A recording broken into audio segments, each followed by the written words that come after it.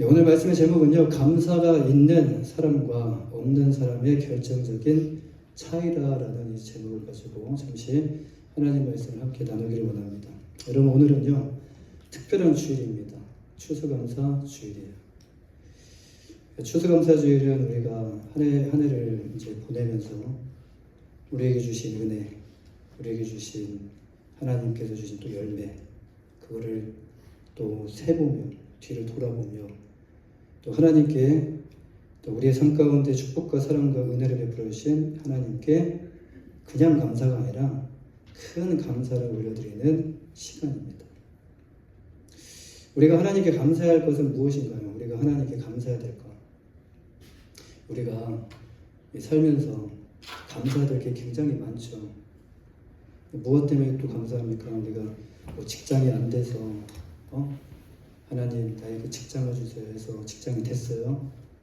그러면 또 우리는 직장에 돼서 감사하다고 그래요. 돈이 없어서 돈을 하나님 좀 많이 벌었으면 좋겠습니다 해서 또 돈을 많이 벌게 되었어요. 돈이 많이 벌어서 또 감사하게 돼요. 그리고 자녀가 지금 취업을 준비하고 뭐 결혼을 준비하고 여러 가지 많은 것들을 준비할 때 풀리지 않을 때 하나님께 기도를 합니다. 하나님, 우리 자녀 잘 되게 해주세요 라고 했을 때 또 하나님께서 자녀를 또 잘 되게 해주셔요. 감사하죠. 그런데 감사에 대한 목적은 있는데 감사에 대한 대상이 빠졌다는 거예요. 감사하죠. 세상 사람들이 그렇습니다. 감사해요. 뭐가 돼서 뭐가 돼서 뭐가 돼서 뭐가 돼서 뭐가 돼서 감사하다라고 말을 하는데, 근데 정말 그 감사는 누가 받으셔야 되는가? 목적은 있는데 감사의 대상이 없다라는 거예요.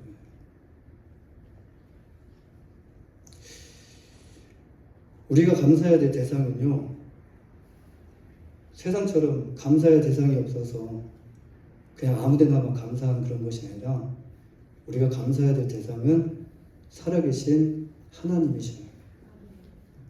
지금도 역사하시고 지금도 일하시는 하나님. 지금도 그냥 일이 아닙니다. 우리가 할 수 없는 큰 일을 행하시는 하나님. 그 하나님께 우리가 감사해야 되는 것. 또 그것을 우리가 깨달았다는 것은요, 정말 큰 은혜입니다. 큰 은혜. 여러분, 우리는 이런 질문에 무엇을 생각하냐면, 이렇게 대부분 나에게 주어진 상황과 형편 그리고 조건에 대해서 생각합니다. 지금 이상한 소리가 들리죠? 네, 뒤에 물 빠지는 소리입니다. 네. 만약 몇 달 전에 형편이 좋았는데 현재 형편이 그 전보다 나빠졌다면 여러분, 우리는 어떻게 생각할까요? 상황도 조건도 마찬가지입니다. 무슨 말입니까? 우리가 생각하는 상황과 형편, 조건은 언제나 변할 수 있다라는 거예요. 그렇기 때문에 여기서 감사를 찾으면 오늘의 상황, 어제는 좋았습니다. 근데 오늘의 상황, 오늘의 형편, 조건에 따라서 크게 감사할 수도 있고 적당히 감사할 수도 있고요. 오늘의 상황이 너무 나빠졌으면 그걸로 인해서 감사가 아니라 불평이 나올 수 있다는 거예요. 항상 우리가 하나님께 감사할 수 있는 방법은 무엇일까요? 이것은 감사할 대상을 제대로 보는 데에서 우리가 시작을 해야 됩니다. 우리의 감사의 시작은요, 지금 우리 주변에 펼쳐져 있는 그 환경과 상황이 아니라 대상이에요. 우리의 영원한 감사의 대상이신 하나님께 우리의 시선을 고정해야 한다는 말씀입니다. 우리가 감사해야 할 대상이신 하나님이 누구십니까? 그분이 누구시죠? 그 하나님이 누구시죠? 우리가 믿는 하나님이 누구셔요? 그분이 바로 우리를 창조하신 하나님이시고, 그리고 우리를 죄 가운데서 구원하여 주신 하나님이시고, 오늘 또 우리에게 생명을 주셔서 깨어나게 하시고, 그리고 생명을 주셔서 숨을 쉬게 하시고 움직일 수 있는 힘과 능력을 주시는 하나님이시고, 지금도 일하시면서 지금 이 세상에 우리가 할 수 없는, 우리가 보지 못하는 그 모든 부분까지 그 역사를 만들어 가신 살아계신 하나님이셔요. 할렐루야. 우리가 믿는 하나님이 그런 하나님이셔요. 우리가 믿는 하나님. 만약 우리 안에 감사가 사라졌다면 감사할 이유가 될 만한 이런 상황과 형편, 조건이 없어서가 아니라 감사가 사라졌어요. 지금 내 앞이 너무 막혀 있어요. 지금 이 형편과 상황, 조건이 없어서가 아니라 우리가 감사해야 할 대상인, 정말 바라봐야 할 대상인 하나님을 보지 못하고 있다라는 거예요. 하나님을 바라보면요, 감사가 나오지 않을 수가 없다는 거예요. 여기 같은 조건의 삶을 살아가는 두 종류의 사람이 있습니다. 한 사람은 날마다 감사가 넘쳐요. 한 사람은 날마다 감사가 넘쳐서 조건이 같아요. 삶의 조건이 같아요. 근데 한 사람은 날마다 감사가 넘쳐요. 일어날 때부터 잠이 들기 전까지 감사가 흘러넘쳐요. 아침에 일어날 때 기분 좋게 일어나요. 오늘 또 나에게 생명 주신 하나님께 감사. 숨을 쉴 수 있도록 해주심에 감사. 또 하루를 살아갈 수 있는데 어저께는 정말 녹초가 돼서 막 쓰러져가지고 내일 일어날 수 있을까 이런 생각도 해봤는데 아침에 되니까 또 힘이 나요. 힘을 주셔서 능력 주심에 감사. 그리고 가족을 볼 수 있는 그 시간을 주심에 감사. 작은 일상 속에서도 이유를 찾아 감사하며 하루를 채워가는 한 사람이 있어요. 감사로 채워갑니다. 근데 또 다른 한 사람은 지금 앞에 있는 이 사람과 같은 조건이에요. 같은 현실을 살아가면서도 하루 종일 불평을 해요. 같은 조건에서 거의 비슷한 하루의 삶을 살아가는데 하루 종일 불평을 하더라는 거예요. 눈을 뜨면서 온갖 짜증을 내며 왜 이렇게 피곤하지? 왜 이렇게 힘들지? 이렇게 하루를 시작을 해요. 일상의 작은 일들마저 불만의 이유가 되고요. 밤에 잠들기 전까지도 오늘 또 제대로 된 게 하나도 없었네. 오늘 또 제대로 된 게 하나도 없었네. 라고 불평하며 하루를 마치는 거예요. 한 사람은 감사, 한 사람은 불평. 이렇게 서로 완전히 다른 삶을 살아갑니다. 똑같은 삶인데 똑같이 주어진 삶이고 조건도 똑같아요. 환경도 똑같아요. 우리 주변에 우리와 비슷한 사람들이 많습니다. 그렇죠? 이렇게 똑같은 삶인데 왜 한 사람은 감사가 넘치고 왜 한 사람은 불만만 넘치게 되는 것일까요? 무엇이 이런 차이를 만들어낸 것일까요? 이 차이는요, 여러분 시선의 차이입니다. 똑같습니다.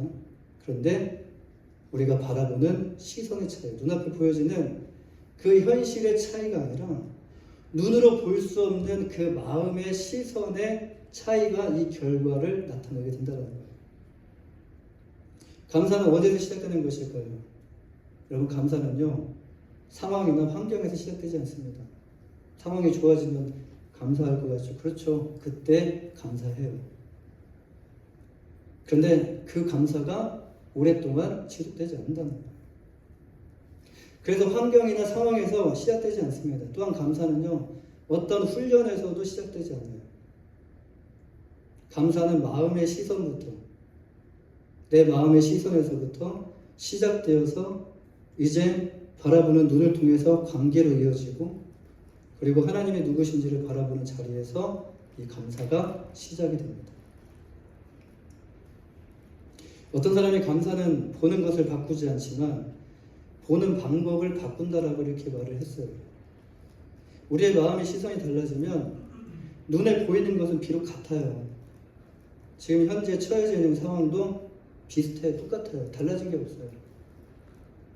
그런데 그것을 바라보는 시각이 달라지면서 또 그것을 대하는 태도와 방법이 달라진다는 거예요. 세상은 똑같지만 여러분, 보는 눈이 감사하면요, 모든 것이 달리 보이게 돼요. 모든 것이 자연히 그렇게 눈앞에 보여지는 그 자연이 별로 그렇게 아름답게 보이지 않았는데 내 마음에 감사가 흘러나오다 보니까 자연은 똑같은데 그 자연이 아름답게 보인다는 거예요. 여러분, 감사는 감사를 낳게 되는데요. 결국 그 감사가 남에게 돌아가는 것처럼 이렇게 보이지만 결국 그 감사는요, 우리에게 다시 돌아오게 돼요. 반대로 불평도 마찬가지입니다. 콩 심은 데 콩나고 팥 심은 데 판다는 것처럼 우리가 불평을 심게 되면 불평은 불평을 또 낳게 돼요. 그 가정에 불화가 생기고 관계 가운데 불화가 생기고 틀어지게 되고 결국 우리에게는요, 더 큰 불평으로 돌아오게 된다는 거예요. 사랑하는 여러분, 우리는 지금 무엇에 더 힘을 쓰고 있습니까? 또 지금 우리는 무엇에 더욱 힘을 써야 될까요? 자, 그렇다면 감사는 어디에서 멈추고 또한 감사는 어디에서 시작되는지, 그리고 언제 더 깊은 감사가 우리 안에서 흘러나오는지 오늘 본문을 통해서 잠시 살펴보고자 합니다. 나의 감사가 어디에서 멈췄는지, 나의 감사가 시작은 되었는데 어디로부터 시작되었는지 지금 이 말씀과 비교를 해보면서 지금 나의 상황, 나의 환경, 지금 나에게 잘못된 것이 있다면 말씀 안에서 수정하며 하나님께서 주시는 큰 은혜를 누리는 시간 되시기를 간절히 바랍니다. 첫 번째로 감사는 어디에서 멈추게 되었는가? 우리 본문 30절 말씀해 보시면요, 예수님은 하나님과의 관계에 대해서 이렇게 선언을 하셔요. 나와 아버지는 하나이시다. 여기서 하나는 무엇을 의미하는 것일까요? 이 말씀은요, 곧 하나님과 자신이 동격임을 의미를 해요. 동격이다.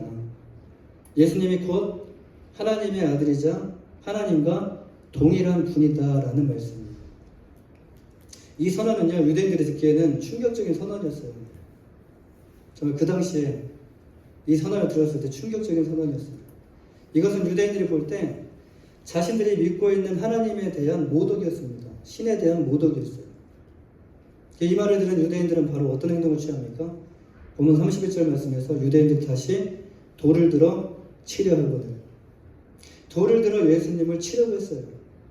돌을 들어 예수님을 치려고 한 이유에 대해서 본문 33절 말씀해 보시면 유대인들이 대답하되 선한 일로 말미암아 우리가 너를 돌로 치려는 것이 아니다. 신성모독으로 인함이니. 이유가 나오죠. 신성모독이라는 그 이유 때문에 내가 사람이 되어 자칭 하나님이라 하기 때문에 우리가 돌을 들어 너를 치려고 하는 것이다.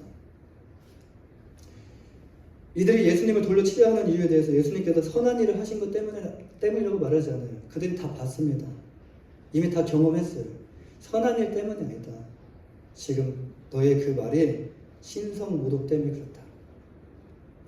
예수님께서 하신 선한 일들은 무엇입니까? 병든 자를 치유하셨어요.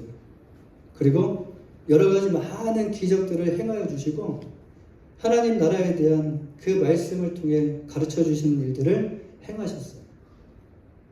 해를 끼치는 일이 단 하나도 없었습니다. 사람들에게 불편을 끼치는 일이 단 하나도 없었어요. 그러면 이들을 보면서 함께 기뻐하고 지금 이스라엘의 회복을 위해 하나님 예수님께서 이 땅에 오셔서 일하시는데 정말 이것을 봤을 때 서로 함께 기뻐하고 함께 예수님께 감사해야 되는 것이 정상이 아닙니까? 그런데 그들은요, 함께 기뻐하고 함께 감사하기는커녕 오히려 돌을 들어가지고 예수님을 죽이려 했더라는 거예요.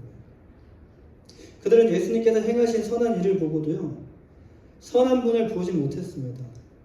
진리를 진리로 받아들이지 못하는 그들의 영적인 이 우매함은 결국 자신들의 그 눈앞에 계신 하나님을, 그 하나님을 향해서 막 돌을 들어서 죽이려고 하는 그런 엄청난 잘못된 이 결과를 낳고 만 것이라는 거예요. 그렇다면 유대인들이 예수님께 이렇게 행했던 이유가 무엇일까요? 결정적인 이유는요, 그들은 예수님을 제대로 보지 못했다는 거예요. 그들은 예수님이 메시아를 제대로 보지 못했다는 거예요. 그리스도로서 제대로 보지 못했다는 거예요. 그들은 예수님을 구원주로 인정하지 않았을 뿐만 아니라 예수님을 하나님의 아들, 그리고 예수님을 하나님으로 보지 않았기 때문에 이런 일들이 일어나게 된다는 거예요. 그들은 왜 이렇게 된 것일까요? 왜 예수님만 쫓아다니면서 왜 예수님을 죽이지 못해 안달을 낳은 것일까요? 그들 안에 예수님에 대한 오해와 자기 자신 속에 있는 그 판단, 이미 그것이 속에 가득 차 있기 때문에 예수님을 이렇게 쫓아다니면서 눈에 불을 켜면서 예수님을 죽이려고 달려들었던 거예요. 뭐가 가득했습니까? 오해. 예수님에 대한 오해. 자기 생각, 자기 마음, 그리고 예수님에 대한 사람들로 인한 그 판단. 예수님의 사랑, 예수님의 능력, 예수님의 그 선하심이 지금 바로 눈앞에 펼쳐지고 있었지만 그들 안에 자리 잡은 오해와 판단, 그 오해와 판단으로 인해 은혜와 감사가 아니라 그들 안에는요, 자기 밥그릇이 막 뺏길까봐 두려움, 그리고 그들 안에는요, 불평이 말과 행동으로 나오게 되었다는 거예요. 감사는 환경과 상황과 여건이 문제가 아니라 지금 이와 같이 내가 누구를 바라보느냐에 따라 달라지게 된다는 말씀이에요. 그 환경과 상황이 문제가 아니라 여러분 시선의 문제라는 거예요. 예수님을 어떻게 바라보느냐에 따라 우리의 감사는 예수님을 어떻게 바라보느냐에 따라 그 십자가의 은혜가 어떻게 우리에게 주어지냐에 따라 우리의 감사는요, 차고 넘치고 막 흘러 넘치기도 합니다. 그 은혜가 너무 감격스러워서 눈물이 나요. 가슴을 치며 하나님, 왜 나 같은 이 죄인을 위해 저 십자가에서 그 모진 고통을 당하시면서 달려 돌아가셨습니까? 라고 가슴을 치며 눈물을 흘리며 기도를 해요. 예수님의 그 십자가를 우리가 어떻게 바라보느냐에 따라 모든 분이 다 똑같이 그 십자가를 바라보는 게 아닙니다. 어떤 분들은 십자가를 바라보는데 그냥 바라보는 분도 계시고, 어떤 분은 십자가를 바라보는데 조금 가볍게 바라보는 분이 계시고, 어떤 분은 정말 그 십자가의 그 무거운 그 십자가, 정말 그 은혜가 엄청나게 나에게 큰 것으로 그 느끼고 바라보는 분들이 계시다는 거예요. 이와 같이 십자가를 바라볼 때 감사는 흘러 넘치기도 하시는 분도 계시고요. 반대로 감사가 멈춰버리기도 하시는 분도 계세요. 이게 예수님을 어떻게 바라보냐에 따라 이게 감사냐 아니냐가 드러납니다. 우리가 감사하지 못할 때는요, 환경이 어때서? 좋을 때는 우리가 예수님을 봐요. 그렇죠? 근데 우리의 상황이 나빠지거나 형편이 안 좋아질 때는 예수님이 안 보여요. 근데 항상 그 자리에 계셔요. 항상 그 자리에서 우리를 바라보시고 웃고 계시고, 우리를 바라보시고 힘을 주시고, 우리를 바라보시고 위로해 주시는데, 좋을 때는 예수님이 잘 보여요. 근데 상황이 바뀔 때, 상황이 어때서, 사정이 어때서, 환경이 어때서, 누구 때문에, 이렇게 여러 가지 주변의 이 환경 때문에 우리가 정말 바라봐야 될 대상은 그 어떤 이유보다도 우리의 시선에서 예수님이 사라졌거나 예수님보다 지금 현재 이 문제가 더 크게 보일 때 감사는 점점 줄어들게 되고요. 풍선처럼 점점 줄어들게 되고 점점 멈추게 돼요. 사랑하는 여러분, 지금 우리의 감사는 어떻습니까? 우리의 감사는 여전히 어제나 오늘이나 지난주나 여전히 우리의 감사는 여러분 지금 여전히 흘러 넘치고 있으십니까? 아니면 어느 순간 우리도 모르게 감사가 지금 멈춰버렸습니까? 그렇다면 어떻게 하면 우리 안에 멈춰진 이 감사를 우리는 회복할 수 있을까요? 정답은 이미 말씀을 드렸어요. 우리의 시선에서 사라진 예수님을 다시 바라보는 것이에요. 할렐루야. 두 번째로 감사는 어디에서 시작됩니까? 감사는 어디에서 시작되는가? 본문 36절 말씀해 보시면요. 하물며 아버지께서 거룩하게 하사 세상에 보내신 자가 나는 하나님의 아들이라 하는 것으로 너희가 어찌 신성모독이라 하느냐라고 반문을 하셔요. 저들은 예수님의 말씀에 신성모독이라고 말하지만 예수님은 지금 자신이 어디로부터 왔고 그리고 자신이 누구고 지금 말씀으로 정확하게 분명하게 밝히시고 계셔요. 또 이어지는 37절 38절 말씀을 보시면요. 예수님께서 하나님의 일에 대해서 말씀하시면서 지금 예수님께서 육신을 입고 이 땅에 오신 이유가 바로 하나님의 일을 행하시기 위해 오셨다는 것을 분명히 밝히셔요. 여러분, 우리가 집중해야 될 부분이 바로 여기입니다. 집중해야 될 부분이 바로 이거예요. 예수님은 누가 보내셨고 예수님 자신이 누구시고 예수님께서 이 땅에 오신 이유가 무엇인지에 대해 우리는 집중해야 된다는 거예요. 이를 위해서 예수님께서 하신 일들이 무엇입니까? 예수님이 하나님의 아들이심을 우리가 무엇으로 알 수 있어요? 예수님을 하나님의 아들로 구원자로 믿었던 유대인들은 어떤 근거로 예수님을 믿었던 것일까? 이들이 믿었다기보다도 점점 그 방향이 부정적인 방향에서 긍정적으로 그 방향으로 바뀌는, 믿는 방향으로 긍정적으로 생각했다는 것이 올바른 표현일 거예요. 아직 믿진 않았어요. 그런데 메시아의 가능성이 크다라는 것 쪽으로 기우는 거예요. 예수님께서 행하신 일들을 보면서, 그리고 예수님께서 하신 말들을 보면서. 근데 요한복음 9장으로 우리가 다시 돌아가 보면요, 이 9장 말씀은 굉장히, 이거는 큰 기적의 사건입니다. 그냥 기적이 아니에요. 그 맹인된 사람을 예수님께서 고치시는 내용으로 기록이 가득 차 있죠. 9장 말씀이. 근데 맹인의 눈을 떴습니다. 맹인이 눈을 떴어요.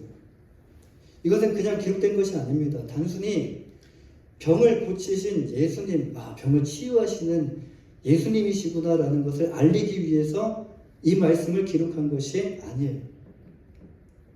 이것은 예수님의 그 신성을 드러내는, 예수님이 하나님이시다, 예수님이 곧 하나님이시다라는 그 신성을 드러내는, 요한복음에는 7가지 표적이 나와 있습니다.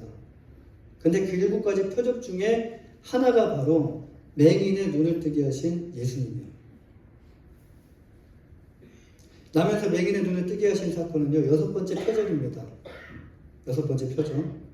근데 구약에서 메시아가 오면, 구약을 보면, 이제 구약으로 살펴보면요, 구약에서 메시아를 보면, 메시아가 오면, 구약에 예언된 그 메시아 그리스도가 오면 일어난 일로 반복해서 언급되는 것이 바로 맹인의 눈이 밝아지는 것이었어요.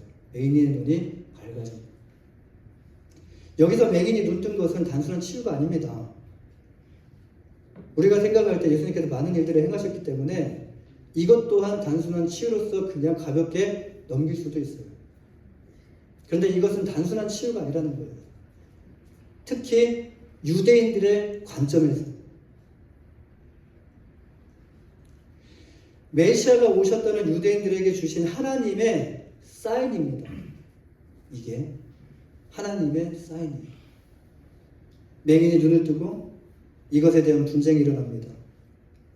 요한복음 9장 16절 말씀에 이제 바리새인과 그냥 일반 유대인들이 싸우는 것이 아니라, 분쟁이 일어나는 게 아니라 유대인들 안에 분쟁이 일어나는 거예요. 9장 16절 말씀 읽어보면 바리새인 중에 어떤 사람은 말하되 이 사람이 안식일을 지키지 아니하니 하나님께로부터 온 자가 아니라 하며, 어떤 사람은 말하되 죄인으로서 어떻게 이러한 표적을 행하겠느냐 하여 그들 중에 분쟁이 있었더니. 바리새인들 안에 지금 분쟁이 있습니다. 서로 갈립니다. 하나님께로부터 온 자가 아니다. 하나는 죄인은 절대로 이런 일을 행할 수 없다라는 의견이에요. 죄인이라면 어떻게 맹인을 눈을 뜨게 할 수 있냐. 그렇다면 하나님께로부터 온 자가 아니다라고 말한 것은 어떤 근거를 가지고 지금 이들이 말하고 있는가? 지금 뭐라고요? 안식일을 지키지 않았다는 그 이유 때문에. 안식일을 지키지 않으신 것이 아니라, 이걸 바로잡아야 될 부분이 뭐냐면 안식일에 예수님께서 일을 행하셨기 때문이에요. 이들은 이것을 예수님께서 안식일을 지키지 않은 것으로 오해하고 판단을 했어요. 그래서 예수님이 메시아가 아니다 라는 결론을 내렸어요. 안식일을 지키지 않았다면 예수님은 죄인입니다. 그렇죠? 우리가 생각할 때 안식일을 지키지 않았으면 예수님은 죄인이에요. 분명히 죄인이에요. 그런데 안식일에 어떤 일이 일어났습니까? 맹인이 눈을 뜨는 일이 일어났다는 거예요. 그러면 예수님께서 죄인입니까? 아닙니까? 아니죠. 예수님께서 죄인이 아니라는 말씀이에요. 맹인이 눈을 뜨는 것은 하나님만이 하실 수 있는데 지금 그 일이 예수님이라는 이 분을 통해서 일어나고 있다는 거예요. 가는 곳곳마다 놀라운 일들이, 정말 사람이 할 수 없는 일들이 가는 곳곳마다 일어나고 있다는 거예요. 어떤 신호입니까? 예수님이 하나님의 아들임을 믿는 것이 아니라 예수님이 하나님의 아들이고 메시아라는 가능성에 대한 생각을 더 크게 열어두었다는 거예요. 그럴 수 있어. 예수님이 메시아일 가능성도 있어. 저들은 무엇을 근거로 긍정적인 생각을 하게 된 것일까요? 지금 이들이 왜 분쟁을 하고 있습니까? 어떤 근거로 지금 이들이 분쟁이 됐습니까? 하나는 똑같이 율법입니다. 그런데 하나는 안식일에 대해 지키지 않았던 거. 그런데 하나는 뭐예요?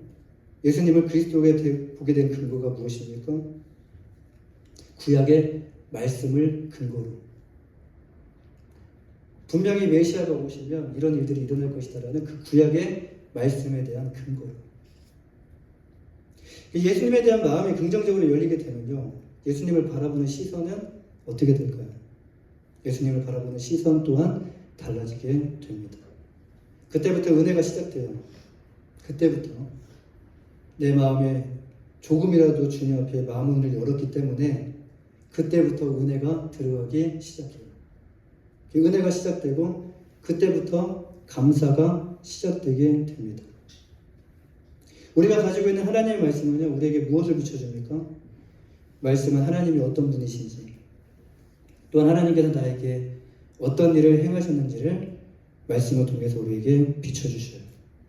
우리가 주변이 아니라 예수님을 다시 바라보게 될 때, 예수님을 다시 바라보게 될 때, 예수님 안에서 은혜와 감사가 회복되어 다시 우리 안에 그 감사와 은혜의 샘물이 흘러 넘치게 될 줄 믿습니다. 누구를 바라보셔야 돼요? 예수님을 바라보셔야 된다. 마지막으로 여러분, 더 깊은 감사는 언제 흘러나오게 될까요? 더 깊은 감사. 이제 평범한 그런 감사가 아니에요. 더 깊은 그냥 감사가 아니라 예수님을 경험하면 경험할수록 우리 안에 더 깊은 감사가 흘러나오게 돼요. 여러분, 감사는요, 평범한 감사가 있어요. 그냥 감사하지. 그냥 예수님께서 우리를 십자가에 달려 죽으셔서 우리를 구원했으니까 감사하지. 이런 계속적인 매일마다 고백하는 그런, 어제도 고백했고 오늘도 고백했고 내일도 고백하는, 그러면서 이제 평범하게 되어가는 그 감사. 이게 평범한 감사가 있고 더 나아가서 더 깊은 감사가 있다는 거예요. 더 깊은 감사는 언제 흘러나오게 될까요? 더 깊이라는 말과 같이 우리가 하나님을 더 깊이 경험할 때 감사가 더 커지고요, 더 깊은 감사가 흘러나오게 됩니다. 이제 보면 40절 말씀을 넘어가면요, 사람들이 진짜입니다. 배척하자. 예수님을 그 자리를 떠나셔서 요한이 처음으로 침례를 주셨던 곳이 요단강 저편으로 건너가셔요. 본문 41절 말씀에 보면요, 많은 사람이 왔다가 말하되 요한은 아무 표적도 행하지 아니하였으나 요한이 이 사람을 가리켜 말한 것은 다 참이라 하더라. 오늘 본문에서 요한의 이름이 등장을 해요. 갑자기 성경에서 예수님은 요한을 뭐라고 말씀하십니까? 여러분, 요한이 어떤 사람이죠? 그냥 우리는 침례 요한, 세례 요한이라는 정도로 알고 있어요. 근데 요한은 어떤 사람이죠? 말라기 4장 5절에 보면요, 구약의 마지막 예언이 나와요. 말라기가 끝입니다.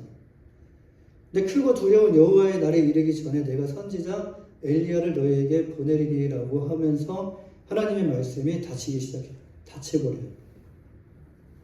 그리고 예수님이 오시기 전까지 몇 년이라는 시간이 흐르게 되냐면 약 400년이라는 시간이 흐르게 돼요. 이때를 중간기 또는 침묵기, 하나님께서 말씀이 없으셨기 때문에 침묵기라고 말하고 암흑기라고도 말을 해요.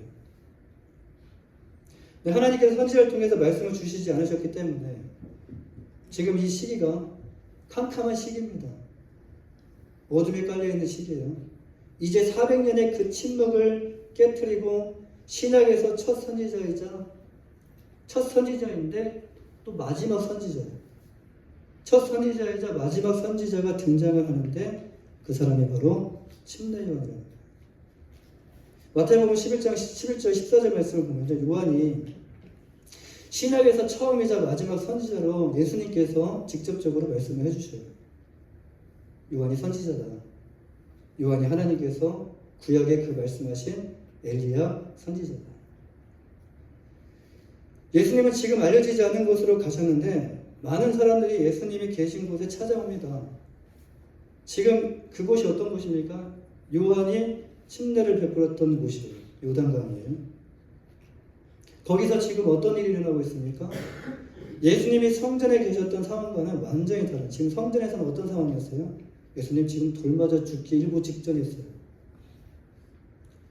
근데 지금 여기서는 완전히 다른 상황이 전개되고 있다는 거예요. 예수님께서 성전에서는 거절을 당하셨어요.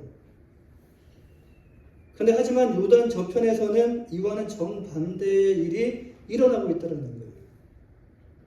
성전에서는 열매가 없었습니다. 그렇죠? 성전에서는 열매가 없었는데 지금 요단강 저편에서는 어마어마한 일들이 지금 일어나고 있다는 거예요. 보면 41절 말씀해 보시면 그리하여 거기서 많은 사람이 예수를 믿으니라. 이들이 예수님을 찾은 이유가 무엇입니까? 예수님을 찾고 찾아 물 건너 산 건너 예수님을 찾아왔는데 예수님을 찾은 이유가 무엇이냐? 예수님을 믿기 위해서 찾아왔다라는 거예요. 예수님께서 성전에 계셨을 때는 사역의 열매가 없는 것처럼 보였어요. 그런데 반대로 요단 저편에서는 많은 이들이 예수님을 이미 믿고 영접했다라는 거예요. 예수님은 돌로 치려는 사람들 때문에 그들을 피해서 요단강 저편으로 피해 가셨어요. 여기까지 봤을 때 예수님의 사역은요 마치 중단된 것처럼 보여요. 마치 중단된 느낌이에요. 근데 예수님께서 그 자리를 떠나신 것이지 여러분 예수님의 그 사역은 중단되지 않았다는 거예요. 오늘 본문 말씀과 같이 다른 자리에서 열심히 그 자리에서 뿐만 아니라 장소를 이동해서 또 그 자리에서 열심히 사역하고 계셨다는 말씀입니다. 우리가 말씀 속에서 무엇에 집중할 때 여러분 우리 안에 그냥 감사가 아니라 더 깊은 감사가 우리 안에 흘러나오는 때가 언제일까요? 장소와 환경과 상관없이 언제 어디서든지 일하시는 예수님을 우리가 보게 될 때 지금도 여기 계시는 예수님을 보고 집에서도 계시는 예수님을 보고 직장에서도 계시는 예수님을 보게 될 때 예수님은 여기서만 일하시는 분이 아닙니다. 그리고 어느 특정한 장소에서만 일하시는 분이 아니에요. 예수님은 언제 어디서나 어떤 곳에서든지 예수님은 일하실 수 있어요. 이 예수님을 우리가 놓치지 않고 날마다 우리가 어느 곳에 가든지 예수님을 바라보게 될 때 여러분 우리의 감사는요 더 깊은 감사가 되게 될 줄 믿습니다. 여러분 왜 이런 말을 드리냐면요 더 깊은 감사 우리가 고난당할 때 있잖아요. 지금 우리의 환경이 고난에 처해 있는 환경일 수도 있잖아요. 근데 그 환경 가운데서도 내가 그 환경을 바라보지 않고 예수님을 바라보게 될 때 그냥 감사가 아니라 그 안에서 더 깊은 감사가 넘치게 된다는 말씀입니다. 성전에서 요단강 저편이라는 환경과 상황은 달라졌지만 여러분 예수님의 일하심은 멈추지 않았다는 것을 기억하셔야 돼요. 마치 예수님이 계시지 않는 것처럼 느껴질 때가 있어요. 지금까지 어제까지 예수님께서 나와 함께 하셨는데 오늘은 말씀하지 않으시고 오늘은 뭔가 해가지 않으시는 뭔가 멈춰 보이는 그런 상황이 느껴질 때가 있어요. 그러나 환경과 상황은 달라질지 모르지만 여러분 예수님의 일하심은요 멈추지 않으셨어요. 우리가 감사하지 못하는 이유가 무엇이죠? 우리가 감사하지 못하는 이유가 무엇입니까? 직장에서 뭔가 막힌 것처럼 보일 때, 인간관계가 마치 끊어진 것처럼 느껴질 때, 혼자인 것처럼 느껴질 때, 다 떠나고 나 혼자인 것처럼 느껴질 때, 그리고 아무리 기도를 해도 응답되지 않는 것처럼 보일 때,